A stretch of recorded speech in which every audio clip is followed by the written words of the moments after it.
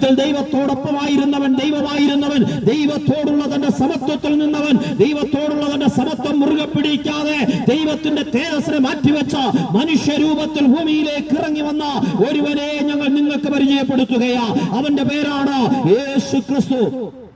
യേശു ക്രിസ്തു ദൈവമായിരുന്നു. അവൻ മനുഷ്യനായി ഭൂമിയിൽ അവതരിച്ചു. ദൈവം മനുഷ്യനായി ഭൂമിയിൽ അവതരിച്ചപ്പോ ഏതെങ്കിലും മൃഗജാതികളുടെയോ പക്ഷികളുടെയോ വസ്തുക്കളുടെയോ രൂപത്തിലല്ല, മറിച്ച് മനുഷ്യന്റെ രൂപത്തിലാണ് ദൈവം ഭൂമിയിലേക്ക് അവതരിച്ചത്. എന്തിനാണെന്നറിയാമോ? പാപത്തിന്റെ അടിത്തട്ടിൽ വീണുപോയ, പാപത്തിന്റെ അഗാധ കൂപത്തിലായിപ്പോയ മനുഷ്യനെ പാപത്തിൽ നിന്ന് പുറത്തു കൊണ്ടുവരുവാൻ കഴിയുന്നത് ഒരു മനുഷ്യന് മാത്രമേ കഴിയൂ. യഥാർത്ഥ മനുഷ്യന് മാത്രം. പാപം ചെയ്തിട്ടില്ലാത്ത, പാപം അറിഞ്ഞിട്ടില്ലാത്ത, പാപത്തെക്കുറിച്ച് ബോധ്യമില്ലാത്ത പരമപരിശുദ്ധനായി ഈ ഭൂമിയിലേക്ക് അവതരിച്ച മനുഷ്യപുത്രനായ യേശു ക്രിസ്തുവിന് മാത്രമേ മനുഷ്യനെ പാപത്തിൽ നിന്ന് പുറത്തു കൊണ്ടുവരാൻ കഴിയൂ. അതുകൊണ്ട് ദൈവം ഭൂമിയിലേക്ക് അവതരിച്ചത് മനുഷ്യനായി ഭൂമിയിലേക്ക് അവതരിച്ചു. ഈ യേശു ക്രിസ്തുവിന്റെ മേൽ മാനവകുലത്തിന്റെ മുഴുവൻ പാപവും ചുമത്തപ്പെട്ടു. യേശു സകല മാനവകുലത്തിന്റെയും പാപം സ്വന്തം ശരീരത്തിൽ വഹിച്ചു. പ്രസംഗിക്കുന്ന എന്റെയും കേൾക്കുന്ന പ്രിയപ്പെട്ടവരുടെയും ഈ ഭൂമിയിലുള്ള സകല മനുഷ്യന്റെയും പാപം യേശു തന്റെ ശരീരത്തിൽ വഹിച്ചു. അതുകൊണ്ടാണ് യേശുവിനെ നോക്കിക്കൊണ്ട് യോഹന്നാൻ സ്നാപകൻ വിളിച്ചു പറഞ്ഞത്, ഇവൻ ലോകത്തിന്റെ പാപങ്ങൾ ചുമക്കുന്ന ദൈവത്തിന്റെ കുഞ്ഞാട്. മാനവകുലത്തിന്റെ പാപത്തിന്റെ പരിഹാരത്തിനായി കാൽവരിയിൽ യാഗമായി തീരുവാൻ യേശു ഒരു കന്യകയിൽ നിന്ന് ഭൂജാതനായി ഈ ഭൂമിയിൽ അവതരിക്കുവാനിടയായി തീർന്നു. ഈ ഭൂമിയിൽ ആരെങ്കിലും ഒക്കെ ആരാധിച്ച ദൈവവാക്യ ഒരുവരെ കുറിച്ചല്ല ഞങ്ങൾ പ്രസംഗിക്കുന്നത്. ആരെങ്കിലുമൊക്കെ ക്ഷേത്രമോ അല്ലെങ്കിൽ പള്ളിയോ പണിത അതിനകത്ത് കൊണ്ടിരുത്തി ആരാധിച്ചു ദൈവവാക്യ ഒരുവരെ കുറിച്ചുമല്ല ഞങ്ങൾ പ്രസംഗിക്കുന്നത്. ഞങ്ങൾ പ്രസംഗിക്കുന്നത് ദൈവമായിരുന്നവൻ സ്വർഗം വിട്ട് താണഭൂമിയിലേക്ക് ഇറങ്ങി വന്ന യേശു ക്രിസ്തുവിനെ കുറിച്ചാണ് പ്രസംഗിക്കുന്നത്. ദൈവമായിരുന്നവൻ ഭൂമിയിലേക്ക് വന്ന മാനവകുലത്തിന്റെ മുഴുവൻ പാപവും സ്വന്തം ശരീരത്തിൽ വഹിച്ചുകൊണ്ട് മനുഷ്യന്റെ പാപത്തിന് എന്നേക്കുമായി അറിഞ്ഞു വരുത്തുവാൻ, അതിന് പരിഹാരം ചെയ്യുവാൻ, പാപത്തിന്റെ ശിക്ഷയിൽ നിന്നും പാപത്തിന്റെ സ്വാധീനത്തിൽ നിന്നും പാപത്തിന്റെ എല്ലാവിധമായ അനുഭവങ്ങളിൽ നിന്നും മനുഷ്യനെ പുറത്തു കൊണ്ടുവരുവാൻ യേശു ക്രിസ്തു കാൽവരിയിൽ യാഗമായി തീർന്നു. ഗബദ മുതൽ ഗോൽഗോഥ വരെ യേശു ക്രിസ്തു അനുഭവിച്ച സകല പങ്കപ്പാടുകളും, യേശു അനുഭവിച്ച സകല വേദനകളും, റോമൻ പടയാളികളുടെ ചാട്ടവാറടിയേറ്റ ഉഴവുചാൽ കീറുന്നത് പോലെ തന്റെ മുതുക് കീറപ്പെട്ടതും, നീളമേറിയ മുൾകൊണ്ടുണ്ടാക്കിയ മുൾമുടി തന്റെ ശിരസിനകത്ത് ആഞ്ഞു പതിപ്പിച്ചതും, പച്ച പൈൻമര കുരിശുമെടുത്ത് വീണുമെഴുന്നേറ്റും ഗോൽഗോഥാ മലയിലേക്ക് അവൻ കയറിപ്പോയതും, മുഖത്ത് തുപ്പലേറ്റതും, നഗ്നനാക്കപ്പെട്ടതും, ശരീരം അടിച്ചു തകർത്തൊരു മാംസവിണ്ടം പോലെ മനുഷ്യന് തോന്നാത്തവണ്ണം വിരൂപനാക്കപ്പെട്ടതും. എന്നെ കേൾക്കുന്ന പ്രിയപ്പെട്ടവരെ, നമ്മുടെ ഓരോരുത്തരുടെയും പാപത്തിന്റെ പരിഹാരത്തിനു വേണ്ടിയായിരുന്നു യേശു കാൽവരിയിൽ സകല മാനവകുലത്തിന്റെയും പാപത്തിന്റെ പരിഹാരത്തിനായി യാഗമായി തീരുവാനിടയായി തീർന്നു. യേശു ക്രിസ്തുവിന്റെ മരണം ഒരു ആത്മഹത്യയല്ല.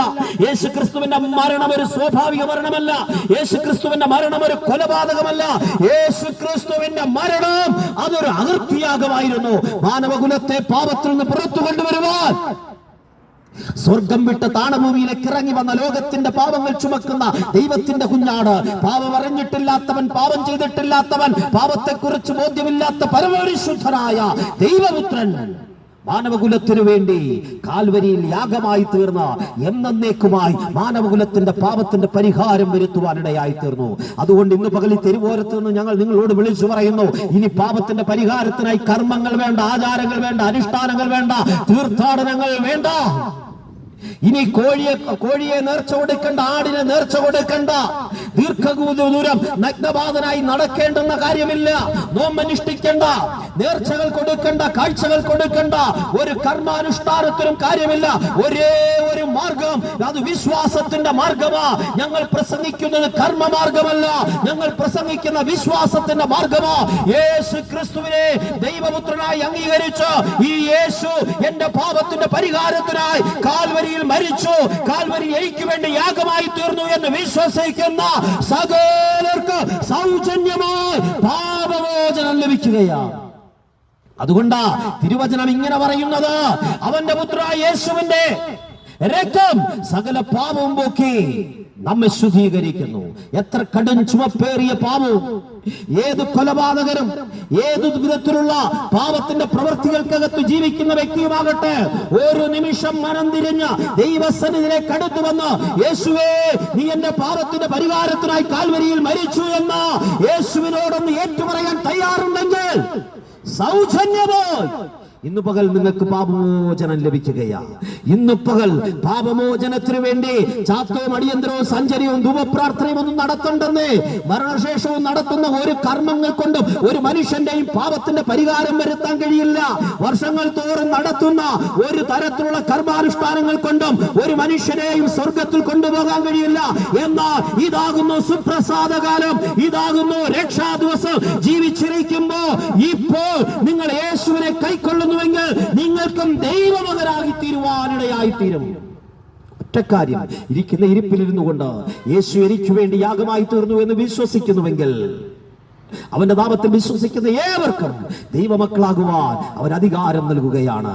നിങ്ങൾക്കും സൗജന്യമായി ദൈവമകൻ എന്ന് പറയുന്ന അനുഭവത്തിലേക്ക് കടന്നു വരുവാൻ ഇടയായിത്തീരും. ഇന്നു പകൽ ഞങ്ങൾ വിളിച്ചു പറയട്ടെ, മനുഷ്യന്റെ പാപത്തിന്റെ പരിഹാരത്തിനായി ഒരുപാട് മാർഗങ്ങളില്ല, ഒരുപാട് അനുഷ്ഠാനങ്ങളുമില്ല. ഒരേ ഒരു മാർഗമേ ഉള്ളൂ. ഞങ്ങൾ വിശ്വസിക്കുന്ന യേശു ക്രിസ്തുവാണ് പാപപരിഹാരത്തിന്റെ ഏക മാർഗം. അവൻ മാത്രമാണ് ഏക മധ്യസ്ഥൻ. ദൈവത്തിനും മനുഷ്യർക്കും മധ്യസ്ഥനായ ഒരുവരേ ഉള്ളൂ, സാക്ഷാൽ ദൈവപുത്രനായ യേശു ക്രിസ്തു. ദൈവത്തെ കാണണോ, യേശുവിനെ അറിയണം. അതുകൊണ്ടാണ് യേശു ക്രിസ്തു വിളിച്ചു പറഞ്ഞത്, വഴിയും സത്യവും ജീവനും ഞാനാകുന്നു, ഞാൻ വഴിയല്ലാതെ ആരും പിതാവിന്റെ അടുക്കലെത്തുകയില്ല. ഏത് മതത്തിൽപ്പെട്ടവരാകട്ടെ, ക്രിസ്തീയ മതത്തിൽപ്പെട്ടവരാകട്ടെ, ഹൈന്ദവനാകട്ടെ, ഇസ്ലാം മതത്തിൽപ്പെട്ടവരാകട്ടെ, ആർക്കും ദൈവസന്നിധിയിൽ ചെല്ലാൻ ഒരേ ഒരു മാർഗമേ ഉള്ളൂ.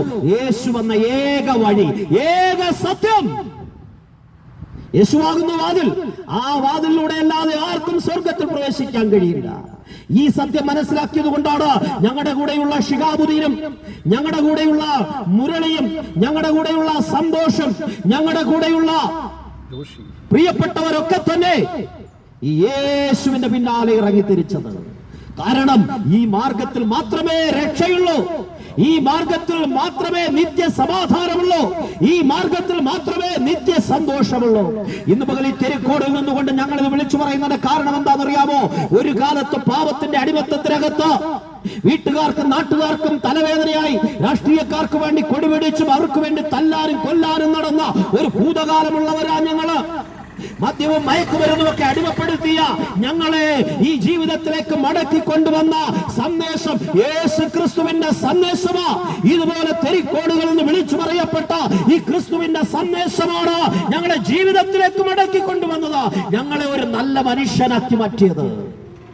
ഇന്ന് പകൽ പ്രിയമുള്ളവരോട് ഞങ്ങൾ വിളിച്ചു പറയട്ടെ, ഒരു നല്ല മനുഷ്യനെ നിങ്ങൾക്ക് കാണണമോ, ഒരു യഥാർത്ഥ മനുഷ്യനെ കാണണമോ, യേശുവിന്റെ അടുക്കലേക്ക് വരണം. കാരണം യഥാർത്ഥ മനുഷ്യൻ യേശുവാണ്.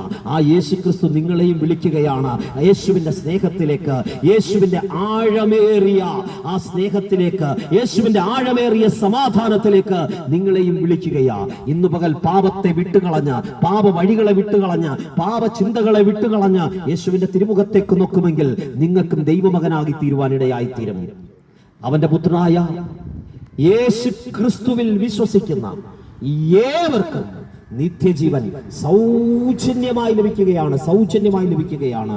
നേർച്ചകൾ, കാഴ്ചകളില്ലാതെ, മറ്റു കർമാനുഷ്ഠാനങ്ങളില്ലാതെ സൗജന്യമായി ഈ നിത്യജീവനിലേക്ക് ജീവിച്ചിരിക്കുമ്പോൾ നിങ്ങൾ പ്രാപിക്കുന്ന നിത്യജീവനാണ് നിത്യതയിലും തുടരുന്നത്. മരിച്ച ശേഷമുള്ള ഒരു കർമാനുഷ്ഠാനങ്ങൾ കൊണ്ടും ആർക്കും സ്വർഗത്തിൽ പോകാൻ കഴിയാതിരിക്കുമ്പോ, ഒരു മനുഷ്യനും ഒരു മതത്തിനും ഒരു ആചാരങ്ങൾക്കും ഒരു കർമ്മങ്ങൾക്കും മനുഷ്യനെ നിത്യതയിൽ കഴിയാതിരിക്കുമ്പോ, ഇന്ന് പകൽ ഞങ്ങൾ ആവേശത്തോടെ ഈ തെരുക്കോടിൽ നിന്നുകൊണ്ട് ഷിഹാബുദ്ദീനും മുരളിയും അതുപോലെ സന്തോഷമൊക്കെ അടങ്ങുന്ന ഞങ്ങൾ ഒരുമിച്ച് നിന്നുകൊണ്ട് ഈ തെരുക്കോടിൽ നിന്നുകൊണ്ട് വിളിച്ചു പറയട്ടെ, മറ്റൊരുത്തരിലും രക്ഷയില്ല. ആകാശത്തിന്റെ കീഴിൽ മനുഷ്യരുടെ രക്ഷയ്ക്കായി നൽകപ്പെട്ട ഒരേ ഒരു നാമം, അത് യേശു ക്രിസ്തുവിന്റെ നാമമാണ്. ഞങ്ങൾ അനുഭവിക്കുന്ന ആ മഹാസന്തോഷത്തിലേക്ക്, നിത്യമായ ആനന്ദത്തിലേക്ക്, നിത്യസമാധാനത്തിലേക്ക് എല്ലാ പ്രിയപ്പെട്ടവരെയും ക്ഷണിച്ചുകൊണ്ട് വാക്കുകൾക്ക് വിരാമം കുറിക്കുന്നു. ദൈവം എല്ലാവരെയും സഹായിക്കും.